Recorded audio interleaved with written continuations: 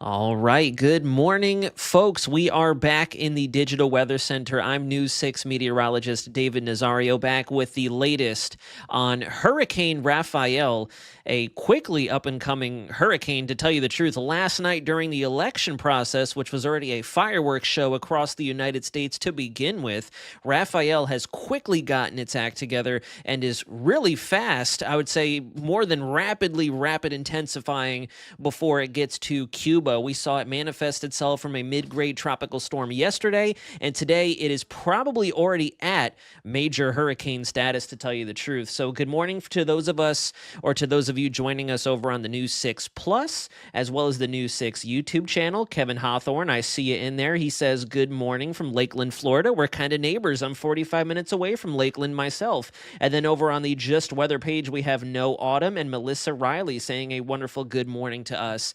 So with that being said, let's go ahead and get us started. So first and foremost, this is the latest information that we have on Rafael. You can see that the cone has shifted even further to the left in this case. Now, I kind of give that little bit of an eyebrow raise, because if you tuned in yesterday, I'd mentioned we could likely see this shift a bit more to the right.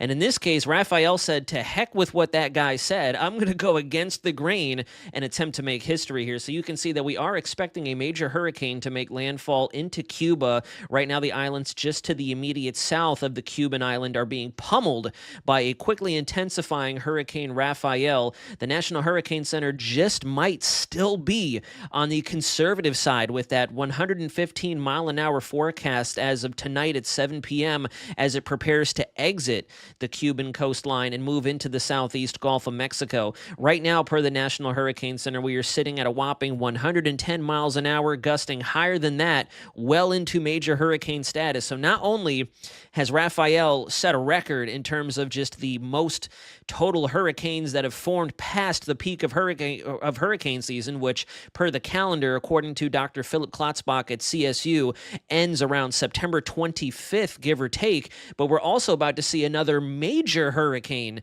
to add to our number of major hurricanes that we've had this hurricane season. And thankfully, it won't be impacting the United States as a major hurricane, but dare I say, sad for the folks down there in Cuba who have already had it rough as it is, whether it be the hurricane season or not. We're about to have another major hurricane landfall for that area as well, after we've already dealt battle with Rafael down in the Cayman Islands.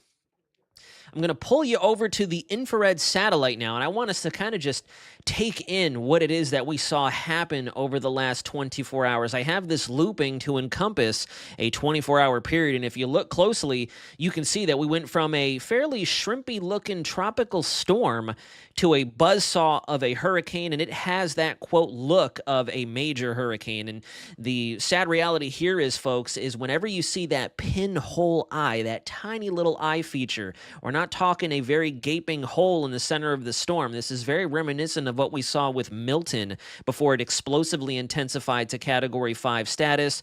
We are going to run into land here very soon, within the next 2 to 4 hours, so that's good news. We're not going to see it realize that level of intensity like we saw with Helene, with Milton, with Beryl even last time we had a major system working its way through the entirety of the Caribbean Sea. But because this system has more or less, I'll use air quotes, shed its skin and gotten rid of a lot of that broad, low-pressure kind of structuring, we've seen it tighten up into this ball of very fast rotating vorticity, tropical energy, tropical thunderstorms, and that tiny little pinhole eye is precisely why this thing is spinning up as fast as it is. So you can see here, and I'll actually go ahead and stop the loop so I can take you on down in there, and I'll zoom us in so you can see when it is that that eye feature manifested itself. I'll go ahead and take myself out of the camera so you can see a little bit better. And once I fast forward the loop, there it is right there, front and center. Look at how small that eye is. To put it into perspective, we have Nueva Gerona just to the immediate west of that eye feature. I mean, look at that thing. Perfectly symmetrical, tiny. I would imagine it's no more than 5 to 10 nautical miles wide. And it has very strong eye wall thunderstorms within it. So this system is going to pack a fair bit of a punch as it makes landfall into Cuba. Moving right along, we're going to take a look at our latest spaghetti models. Now, I will admit, the spaghetti plots for this system have definitely kind of thrown us all for a loop. This just doesn't happen, and I'm not normally one to say that, but this really just doesn't happen in the month of November. Historically speaking, which we have a web article coming off the press here momentarily. Y'all can check that out over on a News 6 app, discussing historically what tends to happen when these tropical cyclones get going in the month of November. Realistically, they usually all hit Florida. So historically speaking, we are dodging a major bullet, no pun intended here. So I'll roll the clock forward, and you can see these are our in-house spaghetti plots. Huge fanning out effect still. We have one, if not two, individual members that try to take it more so into Florida. We have that one spaghetti plot that kind of pushes it right along the border of the Big Bend, not the Big Bend, I'm sorry, the Panhandle, the westernmost tip of the Panhandle of Florida into almost Alabama. But then watch this. If I fast forward just a little bit more, look at what a large majority of them do. They start to dip down towards the southwest, which never usually happens. I'll go ahead and pan us on over to our next, our in-house. These are our hurricane app spaghetti models that are available for your situational awareness. And if I take you out in time with those, you kind of see the same effect going on here. We have the same members that kind of come back, very reminiscent of November. They're the outliers in this case, but look at that tight clustering that sends this system off towards the west into the western Gulf of Mexico. Now, the kicker to that, and I want to zoom myself in so I can really communicate this message to you all, because I know there's a lot of folks out there in Louisiana. There's a lot of you watching from Texas if you're over on the Just Weather page. If this were to try to proceed more northerly once it gets to the western Gulf of Mexico, it will receive the leading edge of a lot of wind shear and a lot of dry air. So the National Hurricane Center, if you recall the cone when I'd pulled it up, still had it going from a major hurricane impacting Cuba to a mid-grade tropical storm by the time it works its way this far to the west. I'll go ahead and pull the graphic back up so you can see. So by the time it actually gets to this point in the Gulf of Mexico, we're looking at a much weaker iteration of this feature, to where if it did try to lift back up towards the Louisiana area, or dare I say back towards Corpus Christi or Houston, anywhere in between, it will be a mere shadow of its former self. The November pattern that typically steers these storms towards Florida are ruthless. They're not going to allow a major hurricane, not even a hurricane, truthfully, with how sensitive they are as weather features, to boil down and try to come at you guys with, hellacious intent, or, what is it that Mike Tyson used to say, with the bad intentions, So with that being said, we're going to walk you on over to our upper level pattern. We're going to dissect this just a little bit before we get ready to take our first break, and then we'll move into a quick question and answer session. We didn't get enough time to do that yesterday, so I want to make sure I hash out enough of that period to answer everybody's questions to the best of my ability. So this is what we're looking at right now in terms of the steering, and even this in of itself doesn't quite make sense for the time of year. If you look, we have a trough over the Four Corners area. I'm looking up towards where you can see Denver, San Francisco, Los Angeles on the map, the Four Corners states, not the counties here in Central Florida, but the states over in the Rockies. You see where those shades of blue and that circular spin, that bubble right over the Four Corners borders, that's a trough that's coming in that's expected to sweep through the Great Plains and maybe create another severe weather event for our friends out there, our neighbors out over the Plains, Tornado Alley, which is typical. That's the one thing that we can say is behaving normally this time of year. Usually as we go through fall and start getting into wintertime, the tornado season tends to ramp back up.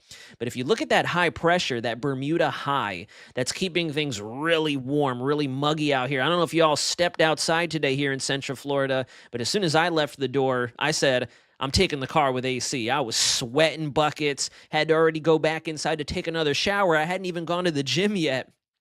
So this is what's going to be influencing the path of Milton as it moves off towards the northwest. If you notice, that ridge broadens out. And for those of you who may not know what I mean when I say broaden out, if you remember, if I rewind it, we had the ridge looking more like this. It looked like a mountain right up against the eastern seaboard of the United States. Notice how now we've seen it broaden out west to east like so.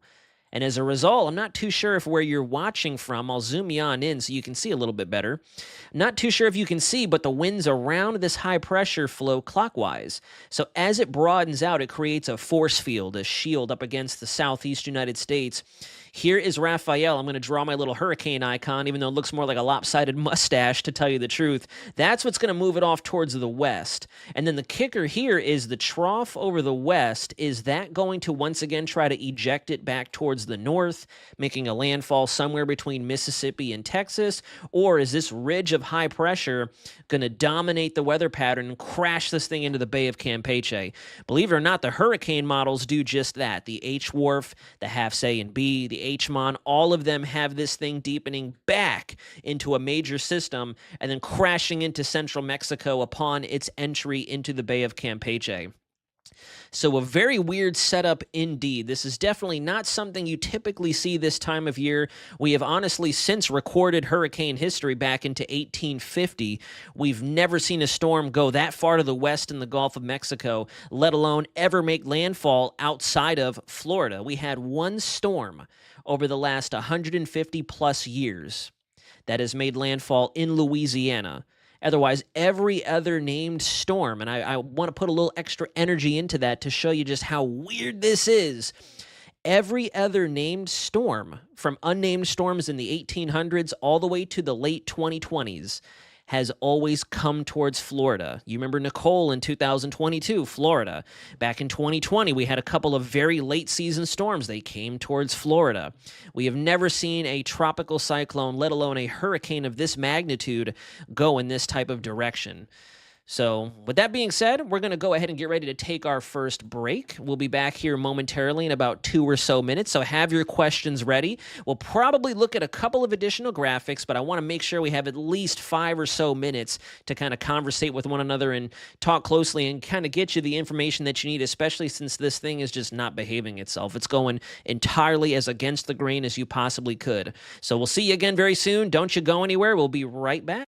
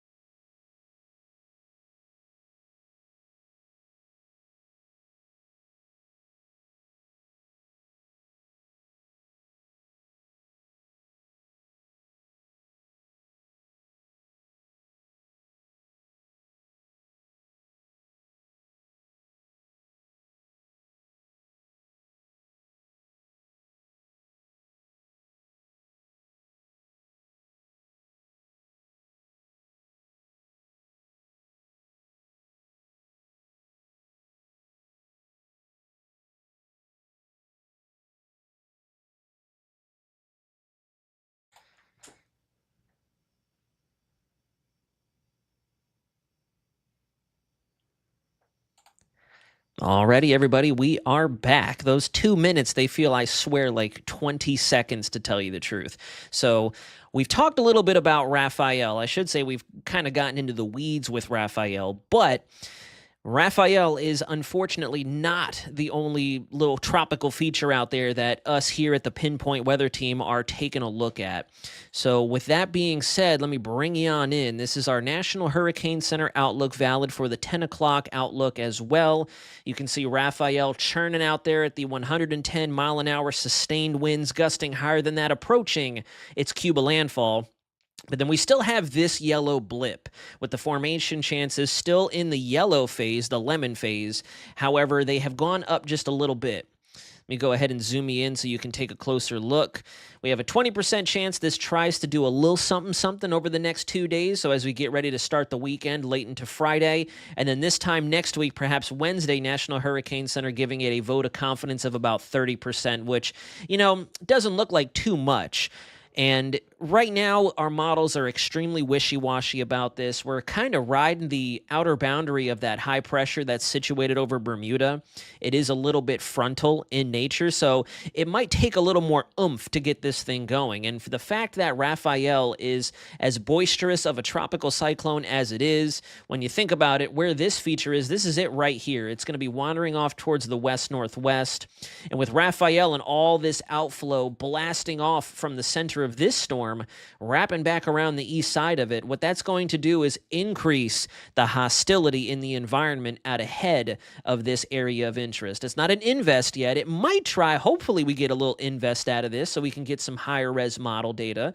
But for the time being, it's just a yellow AOI that's also on the National Hurricane Center's chart.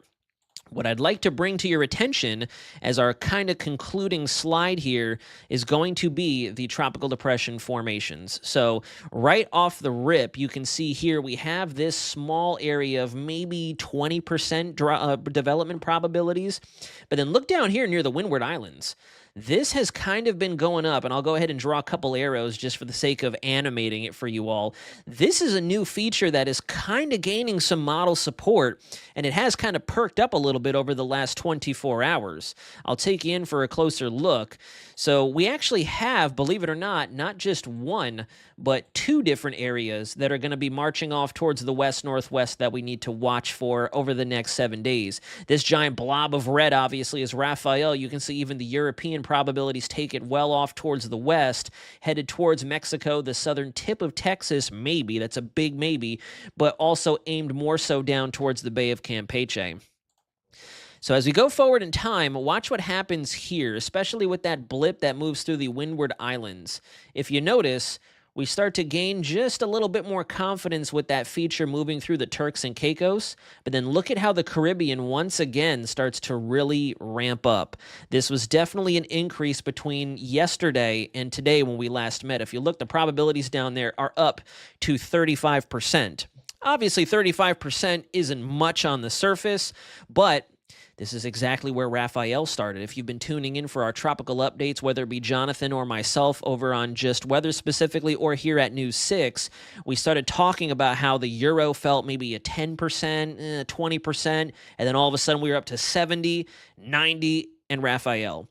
So we're not fully sold that something's going to form down there, but we're already seeing the mixed signals, that hot and cold type of vibe from a lot of our global models suggesting the Caribbean could still try to throw another tropical low pressure at us over the next 7 to 10 days. So hurricane season still alive and well, even as we get into the middle portions of November. I talked you through yesterday how the environment does seem a little bit more conducive for tropical activity as we get closer and closer to Thanksgiving and Black Friday. But I will openly tell you, we're not expecting tropical activity all the way through to the Thanksgiving holiday. So obviously, if things change, we'll let you know. We'll keep you updated here at News 6 WKMG. You can always count on us for your accurate and pinpoint weather material.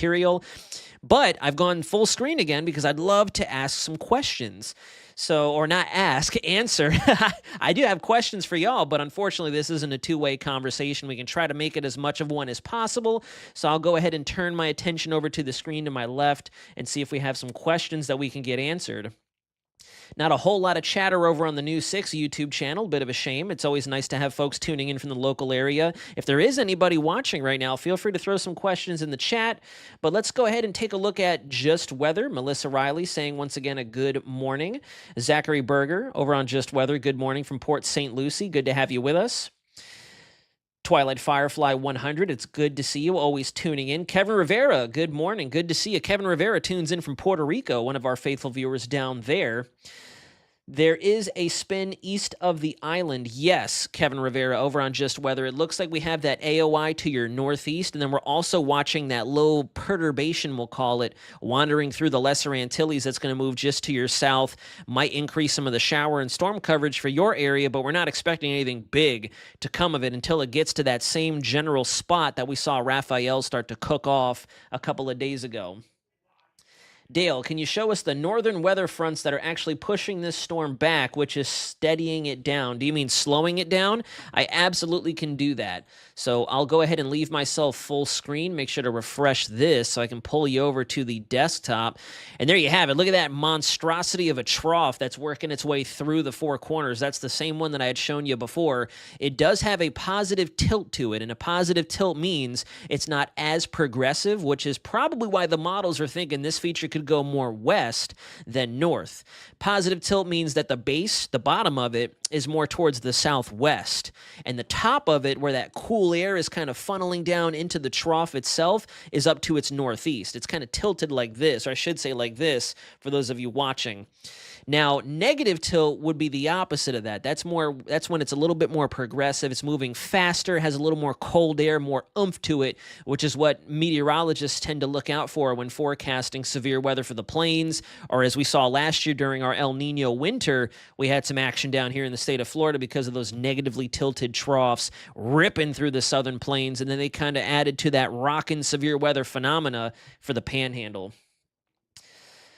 Julia over on Just Weather. Weird question, or no, what's next week's outlook for tropical weather hitting Florida? So nothing's hitting Florida right now, thankfully. We are crystal clear. We have some tropical moisture coming up, but since you mentioned outlook, I'm going to do a quick little Google search while you all bring up some questions. Let me go ahead and merge myself over again so you don't look at my search history. No, I'm just kidding. So you don't see me typing away over here and taking away from the live stream. I just want to see if we've updated our global tropics hazards for maybe a future show.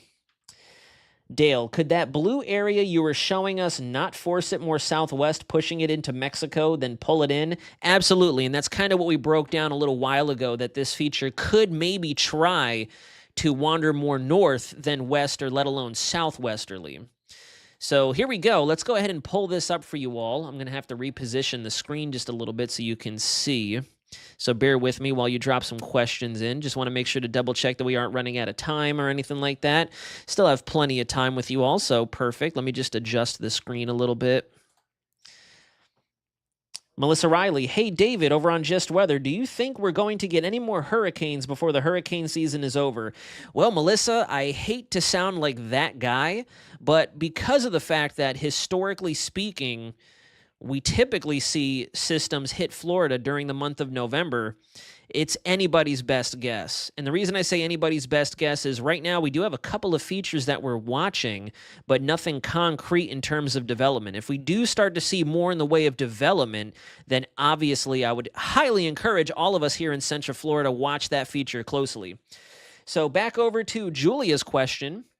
I brought this up. This is our latest Global Tropics Hazards Outlook brought to us by Climate Prediction Center. And you can see that they're kind of seeing the same thing we just talked about. There are signs and signals that the environment may still be favorable enough to get a tropical cyclone or two. Sarah would be the next name on the list. Hopefully not slamming anybody anytime soon, but you can see all the way through to just shy of the Thanksgiving holiday there. That bottom chart is valid for November 20th through the 26th. There is still an above 20% shot, but less than 40 that we might see another tropical cyclone. Could be a depression, could be a PTC, could be a hurricane. This chart doesn't go that deep into the weeds, so when you see the red shading, it just means tropical low pressure, varying in size and shape. Ashley over on News 6, I don't like that track. Are you talking about the Rafael or any of the new graphics that I had pulled up? Kind of elaborate on that, because right now we don't have anything coming towards Florida. We're making history in a bittersweet way. Florida's dodging a bullet, but somebody else is unfortunately going to receive this storm.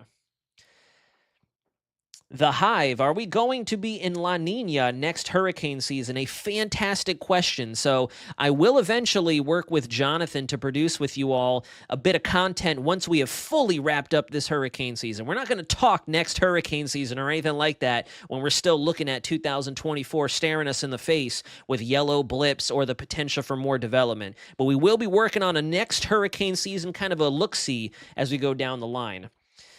Let's see.